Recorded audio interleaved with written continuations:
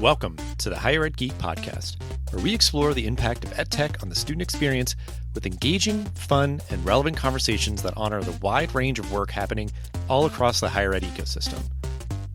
I'm your host, Dustin Ramsdell. I've been working in and around higher ed for the past decade, focused on student support and digital experience. Join me every week for discussions with some of the best minds in education technology who will be bringing you their perspectives on how digital transformation is reshaping the way we recruit, engage, and graduate learners. You'll hear firsthand accounts of how institutional leaders are developing their strategy, as well as get deeper on the stories of how these EdTech tools are being built to foster better student outcomes. With that, let's get to today's episode. Hello there, and welcome to this episode of the Higher Ed Geek Podcast, episode number 309 with Jeff Meade from Paul Quinn College.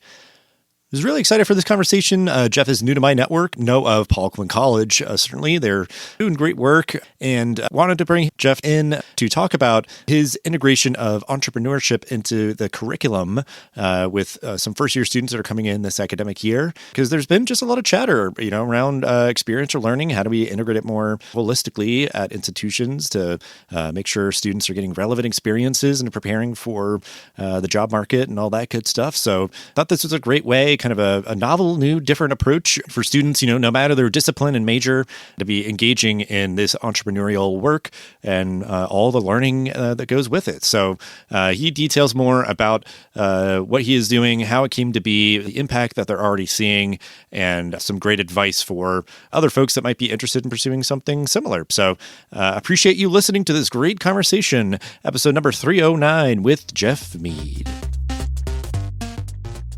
Excited to kind of dig into an aspect of what's happening at Paul Quinn College, PQC, just in case that acronym comes up. Jeff, if you want to introduce yourself and your professional background quickly, and your role at Paul Quinn, and then we'll get in more to a bit of your work in the entrepreneurship space. Absolutely. Thanks for having me. I am the founding director of the Every Quinnite is an Entrepreneur program. And the beauty of that program is we have this bold vision. Every Quinnite, so every student that comes to Paul Quinn will have to start and operate a business as a graduation requirement. So it's big, it's bold, and it's just kicked off. We're about a year in now. Yeah, I think just getting kind of a quick download on what you're doing, it was very intriguing, and I almost kind of wanted to, save a little bit of the magic for kind of, here in the recording, so I can kind of just follow my own curiosity and get it kind of straight from the source here. Your work at Paul Quinn, it is integrating entrepreneurship into the curriculum in a very kind of explicit and intentional way. Start big, start kind of 30,000 feet view, and we'll kind of continue to zoom in. But maybe if you even want to kind of talk a little bit about like how this came to be, like where it kind of all started. Yeah. And I'll give you a little background for the listeners too, just on Paul Quinn. So Paul Quinn is an urban work college. And so what that means is that every student that goes to Paul Quinn has to work, right? And so when they first land on campus freshman year, they are working on campus. They may be in enrollment management. They might be working with me. I have some students working on grants. And so they're getting real life experience. We're coaching them up, getting them ready for opportunities outside of campus, right? And so then sophomore year and above, they're working at different companies in DFW, Dallas-Fort Worth area. So that could be Bank of America. It could be the Dallas Stars. It could be the city of Dallas. And so they have to have work experience. And so the DNA of the school is really about how do we create these career-changing opportunities, right? And for us, we were giving students these amazing work experiences. And increasingly, we saw the world changing really quick, right? And so the experiences and the skills that they were gaining on the work site just really wasn't matching up to the realities of the workplace. And so as much as we want to prepare our students for those opportunities, we also said, you know what? We need to have students start to think and act like entrepreneurs, right? And so that was the genesis of the program. How do we make sure that we prepare students for a world that we don't know what it's going to look like tomorrow, right? The students are starting in this year. 3-4 years from now, the world is going to be drastically different. I think in these last 2 years, we've been really surprised at what AI has done to entry-level jobs. And so increasingly, we're saying, how do we make sure that our students are prepared? And our answer to that is to make sure that they are thinking and acting like entrepreneurs. Now, the easy way to do it is not so easy. But for us, it's really about let's have these students actually start businesses. And so everybody can wrap their mind around that. But essentially what we're trying to do is we're trying to change the mindset. And when I say that, it's really about approaching challenges and for our students approaching the workplace with a different mindset. So where most people will see problems or obstacles, we want our students to see opportunities, a way to make things better. And that's what we're really trying to teach them now. And so, like I said, we're about a year in. It's exciting. The way it's working now is students who come in for a summer bridge program. We have all our freshmen come in a few weeks early just to get them ready for school. And Paul Quinn is a smaller school. Our enrollment's about 700, so definitely a small college. And so the entire freshman class, I work with them when they come in this summer and really just let them know about what entrepreneurship is. We start working on different ideas. We're pressure testing them. I'm bringing in guest speakers to work on these ideas. And at the end of the summer session, they all have to pitch an idea that they want to pursue. And some of them we don't pursue, obviously. And what we start doing is have students join up in teams. And then after that summer session, as we start rolling into the fall, which we're at now, students are creating ideas, developing these ideas into actually full-blown businesses. And as we roll into the spring, what we're going to do is start investing in some of those ideas.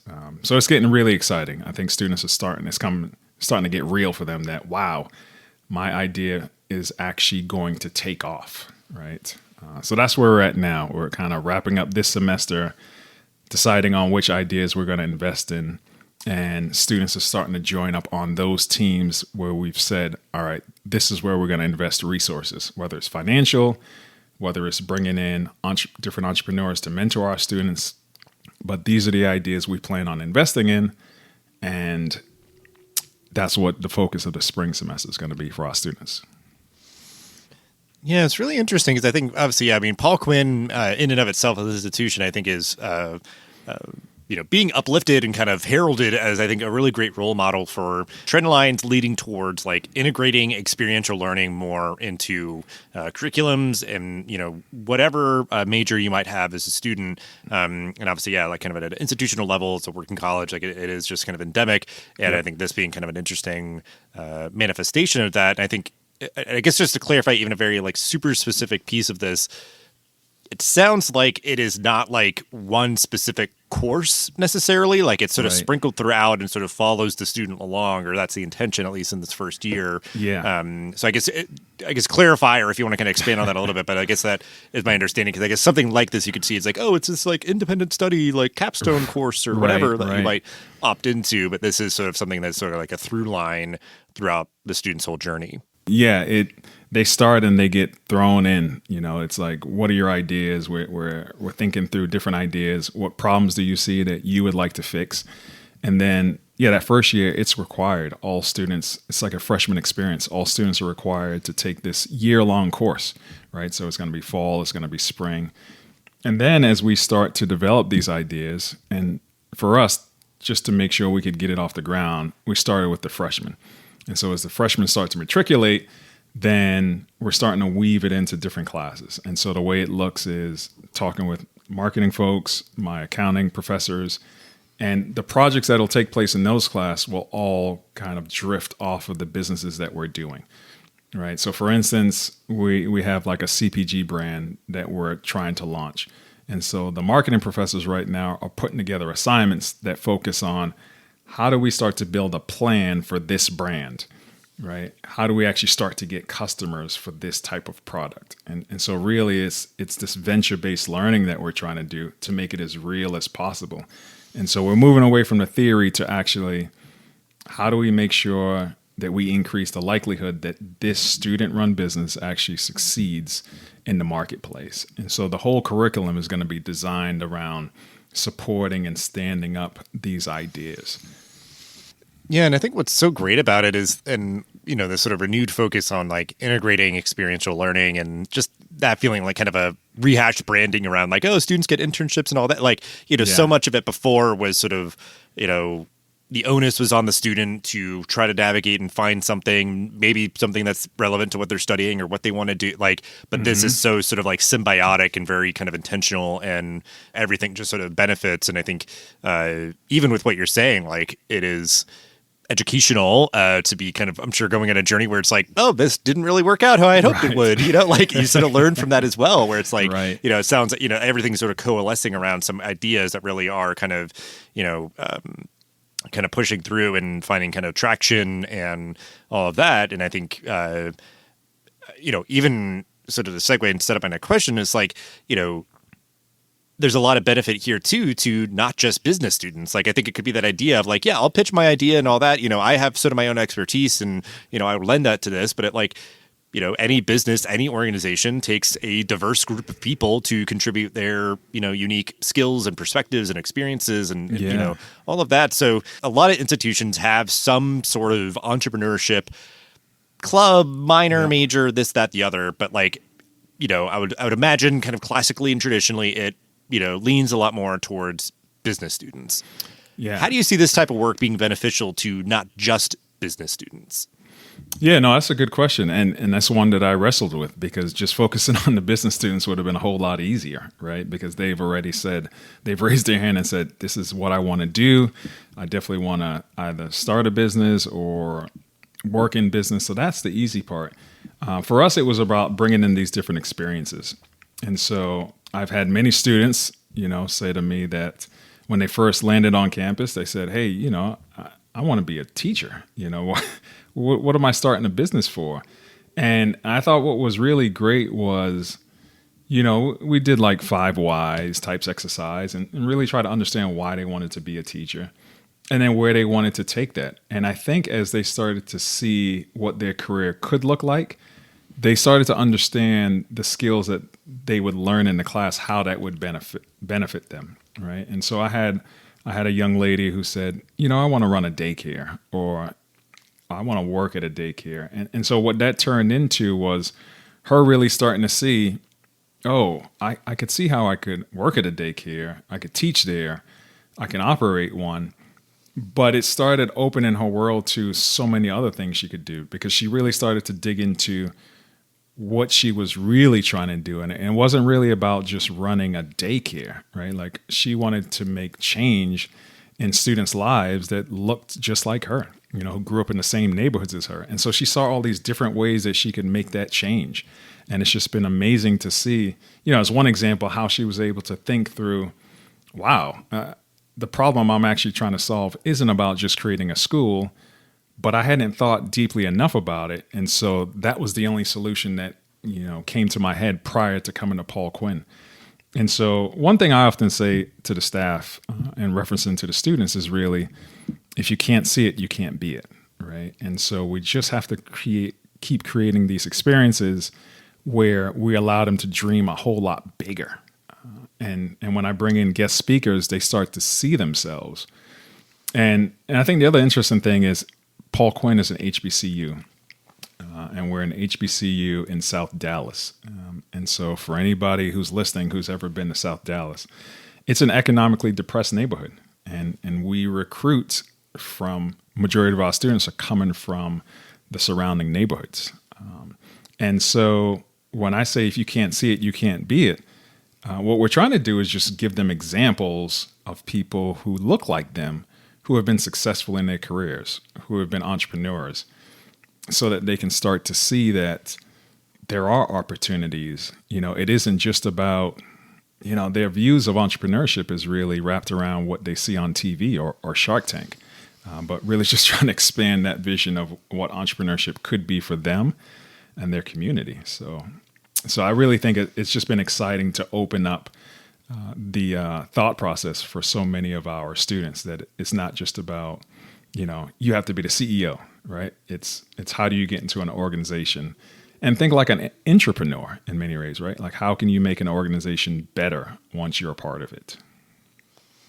I'm glad we kind of name dropped intrapreneurship back there. I always like that concept. And the other thing it kind of even made me think of is like my whole higher education career, I've always had kind of like side projects, freelance stuff that I've been doing. And it's like, it's stuff like that even maybe, or like just the idea of like, say you're going to be a therapist and maybe you want to go into like, private practice, whatever. It's like, you do need to try to like figure out ways to like promote yourself and just kind of, manage that as business, even if it's just like you in an office somewhere, counseling patients or something. Right. Like there is just a lot of those aspects, and it's like, at least know enough to be dangerous and the things that you could probably manage yourself and that you maybe want to delegate. And, like you said, even that idea that like there's a lot more that goes into, a business than just like the CEO and all that. Cause like, yeah, there's just all different sizes and shapes and natures of businesses. And I think, it is just powerful to be breaking down kind of stereotypes of misconceptions or, whatever else, and empowering people to, just kind of think more creatively around how they could bring kind of their interest and skills and things kind of to bear to, serve whatever goals kind of they're striving towards. But and you nailed it. I think you really nailed it with the whole marketing piece too. That's big. There's so many of our students who are just siloed in their thinking. Like, I want to work at a daycare, or I want to do, I want to go into physical therapy. But I think the marketing example is key. When you get there, what are you going to do? How are you going to get customers, right? There's all these things that people don't think about because they've been so focused on, I want to just collect these skills so I can do these things. But there's so much more when you actually get there that they haven't thought about. And I think it's on us to make sure that they truly understand what their vision actually entails, right? It's not just about putting your head down and working. That world doesn't exist, So it's exciting to see. It's exciting to see their world open up. Yeah, and I think just, we talk on this show a lot about digital transformation. So just even as a curiosity for me, like, how is technology integrating into your work? I guess just like the nature of, is maybe like the opportunity of like kind of starting a new initiative like this. I don't know if there's such sort of the kind of openings for doing it a little bit differently than maybe things have been done before with different tools and platforms and stuff. But just like your perspective on technology integrating into your work with this new initiative. Yeah. I think for me, it's really about, we're doing a lot with AI, but we don't have any majors at the school that can really push us that way. And so we're trying to partner with folks. I've brought in a lot of AI experts into the classroom just to talk about different things we can do. And usually the takeaway for students is, oh, I didn't know I could build a whole presentation using AI, But it's been really good for them to start to see examples outside of, I can help answer this essay question with chat or something. And so what I've challenged my guest speakers to do is really just share how students might be able to incorporate different AI tools into their business, how they can start thinking about maybe leveraging different technology to scale their ideas. I think what I've realized working with young people is that they lean towards a lot of service-based businesses, right? And so that might be the nature of how we teach entrepreneurship, because for us, it's all about find a problem that you want to solve. Is there an itch you want to scratch? And I think probably when we start from that approach, they're able to look at their lives and they don't see technology being able to solve most of the problems that are occurring in their lives. And so for me, it's let's find the problem and then let's attach technology so we can think about scaling it. Because for the most part, what I want them to do is make sure that they're not creating a job for themselves. I really want them to think in terms of this is a venture, and this is a venture that can grow. And one day this venture may grow without me having to punch in every day from 9 to 5. Like really thinking how you build systems and processes of a business. And so the folks who come in who talk to us about AI, I'm really pushing them to say, how have they seen AI being incorporated into businesses where there's actually a use case, right? Not just bells and whistles, but people are actually using it to make the product better. So that's been exciting, but we're just getting started there. And we do have one idea that's about to launch that's leveraging AI very heavily, actually. So that's going to be interesting to see because at least for me, that one's going to require a lot more investment from us and some of our investors. So it'll be interesting to see it.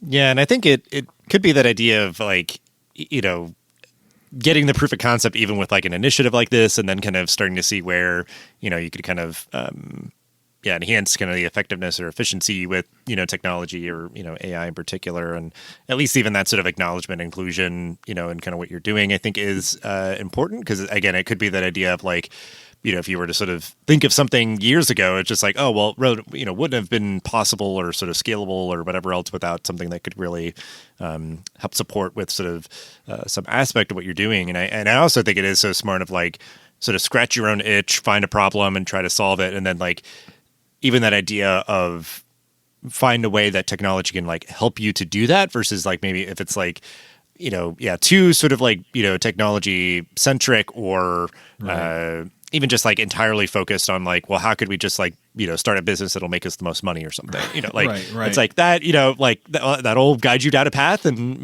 potentially be successful. But I think it is going to be something where, it's certainly going to be more kind of committed to it or kind of driven with it if it's sort of like scratching your own itch. And I think that's how a lot of great kind of businesses or organizations start. And then figuring out how technology can help you to scale it, increase effectiveness, efficiency, all those sort of things. And it's, I guess, like a smart sort of like measured way to kind of see how technology can kind of integrate with this. It's interesting when you start with that approach with the whole scratch your own itch. I think it helps so much with storytelling. And I think it helps our students really think through the idea a lot more. About 2 weeks ago during our homecoming, we had a entrepreneurship day. And so part of the entrepreneurship day was we had a pitch competition, and it was sponsored by Southwest Airlines. And it was amazing because the students really led their presentations with, this is the problem that we're trying to solve, right? And, in any pitch competition, that's how you do it. That's how you get the audience involved. But they really, they understood that there was a problem that needs to be solved. And they started talking about how they were uniquely the right person to solve it.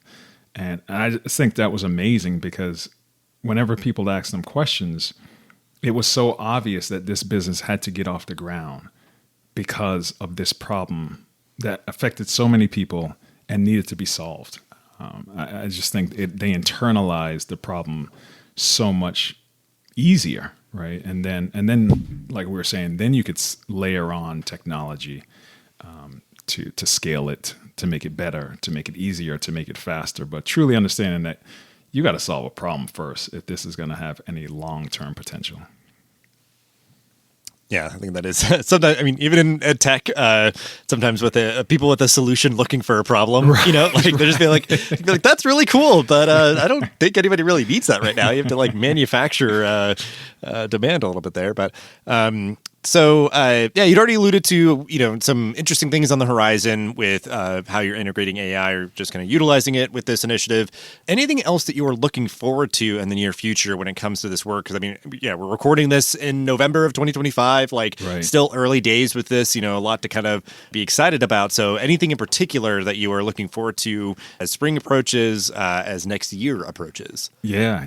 No, there's a lot. I think the big thing is actually making these investments and really thinking through how we stand these businesses up. We've been talking about it for the longest time, but I want to see these businesses get stood up. So actually giving the investments to the student-run organizations or the student-run businesses is going to be amazing. And like I said, we have one idea that's like a CPG brand, and we're starting to have some initial conversations with chemists because we got to start working on a formula. And so I think those experiences are really exciting because it makes it so real for our students, and it's very real, right? There are actual resources being invested, and so really just looking forward to seeing this start to take hold. In many ways, I think the fall semester we were pressure testing ideas. It was a lot of theory, we had our pitch competition. So we brought some outsiders in. They were able to give feedback on ideas, but now, we're going to have our entrepreneur in residence program starting up.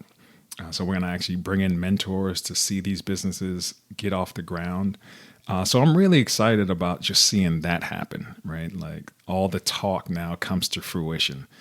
Can you actually get a customer, And as we start to weave in some of these other classes, the accounting classes, they'll be working on P&Ls for the business. So it'll be exciting to start to see the campus really embrace entrepreneurship throughout all the classes. So that's exciting for me.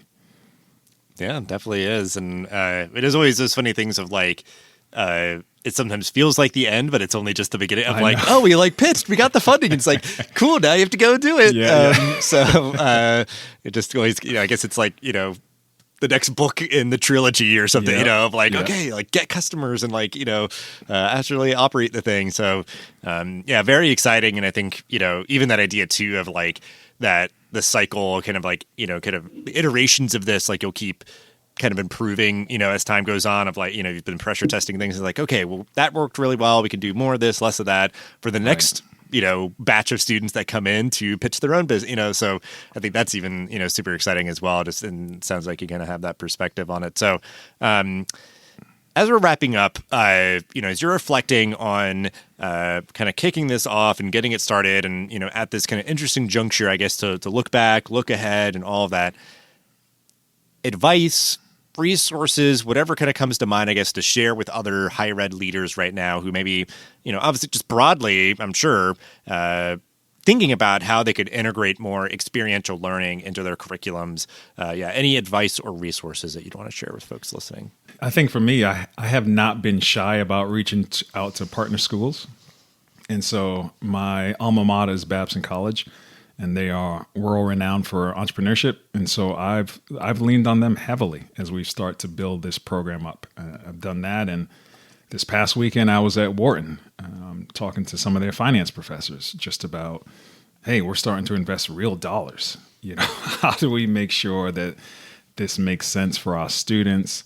It makes sense for us as a school, actually partly owning businesses, right? And so I have not been shy about reaching out to the subject matter experts in different fields. And I think that in higher ed, we need to do more of that, right? Like you don't have to stay in your own silo. And if it's made here, that's the only thing that matters. And so we haven't done that. We've tried to bring partners along the whole way. And we've reached out to people. I've shown up at different pitch competitions. I've talked to different accelerators and incubators in the DFW area and just really figure out how we can be a part of the entrepreneurship ecosystem, right? And so for me, it's really about, I just want to make this experience as real as possible for my students. As I was coming to take this opportunity at Paul Quinn last year, I think the biggest knock I heard about higher education was the stuff you learn at school, you just can't use in the real world. And we're completely flipping that on its head.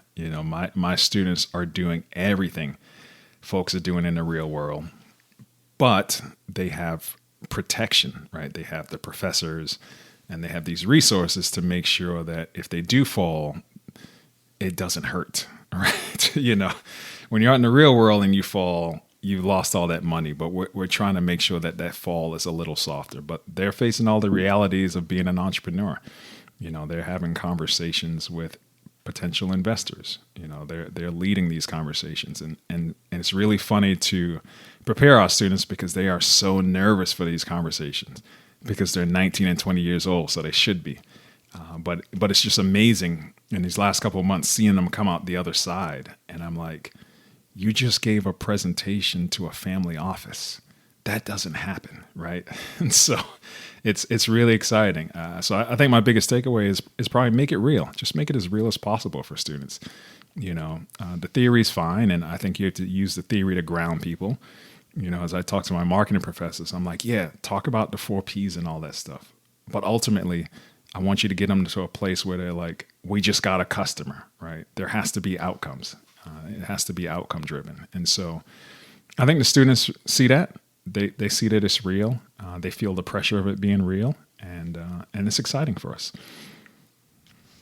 Yeah, because I think there is so much where, there is aspects of something like this and, kind of piecemealed in courses and stuff where it's like, oh, make up a business and, draw up like a pitch or whatever. And it's like, it's sort of ephemeral, you're doing it for that assignment and, you maybe kind of check the boxes that you need to, and then it just fades away. So it's kind of honoring, I guess, the sentiments of what is maybe kind of like these little breadcrumbs around in a lot of curriculums. But again, like we said, certainly predominantly, business courses and stuff or, maybe sort of optional clubs and things that people, these students can opt into. But I think, your advice and kind of name dropping a couple of, institutions in particular that maybe, folks can try to seek out someone from there. But I think that, sort of following your example, certainly, information gathering, sort of being a part of these kind of communities and, folks that are kind of working in this area is great. And then, just that idea of like, the reason why experiential learning is so beneficial is all those things that you just said. And I think, it can look a lot of different ways. It doesn't have to be exactly this recipe that someone's following, but I think there's hopefully a lot of inspiration to be taken from what you all are doing and all that you shared. So, we'll have ways to connect with you and everything you're working on there at Paul Quinn for folks to connect with. So just thank you so much for what you're doing, being willing to share it, and keep up the awesome work. And thank you so much for hanging out with me. Hey, Dustin, thanks for having me. This was great. Thank you. Thanks for listening to the Higher Ed Geek podcast. This show is a proud member of the Enrollify Network, home to Higher Ed's largest collection of podcasts. Enrollify is where higher ed goes to grow. So be sure to check out our other podcasts, webinars, video clips, blogs, and more. Visit Enrollify.org and subscribe for all the latest details and content drops directly to your inbox. Enrollify is brought to you by Element 451, the digital workforce platform for higher ed. Learn more at element451.com.